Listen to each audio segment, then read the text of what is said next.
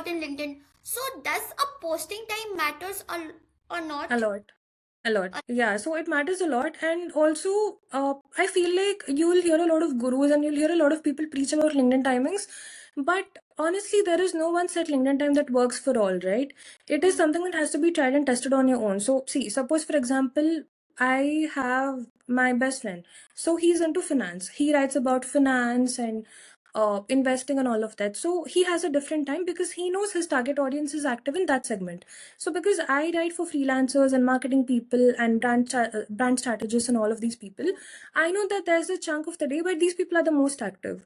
So you need to know who are your target audience. You need to know when they're the most active, and that is when you need to post. So, but ideally, if I had to shortlist the three best slots, I would say 9:30 to 11:30 is great. 12:30 also worked for me in a lot of cases, and 4:30 to 6:30 is also ideal. Okay, Vaishnav, yeah, so I wanted to say that, okay, so there's a lot of business person who just write the content on their own. Okay, but there are some people who don't have a budget to hire those people, because Correct, what correct. many people comes to LinkedIn for just for promoting their YouTube video algorithm. Basically, they write blogs and all.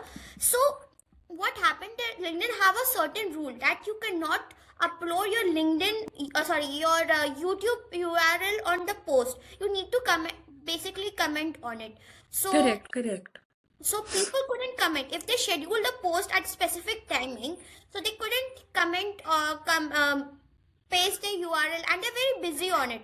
So what they do, they just write. They have the content ready for them, but they post it. Sometimes they post on 5 p.m. Sometimes they post on 7 p.m. So what is your take Correct. on that? See, I mean, having different timings is okay. If you're A/B testing, it's fine because it'll help you understand if, like obviously by the engagement interaction, you know if it's reaching your audience and if the right people are commenting on it. Plus, you'll also know what time works best for you. But having different timings is not the best. You can have one set timing. You can take 3 weeks where you A/B test. So let's just say 1 week I do 9:30. Next week I do 4:30 in the evening. Then next week I do 6:30 in the evening. So you can take 3 parts of the day, like morning, afternoon, and evening. You can take 3 timings, and then you can A/B test. But yeah, you need to have one timing that works for you, or at the max two. A lot. Strategy matters because Yes, yes.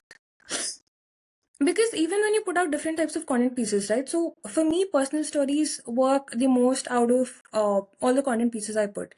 So for a different type of person, it could look like a different content piece getting the traction for them. So even for you to understand what kind of content piece gets you the right traction and reach, you need to A/B test with even the content types.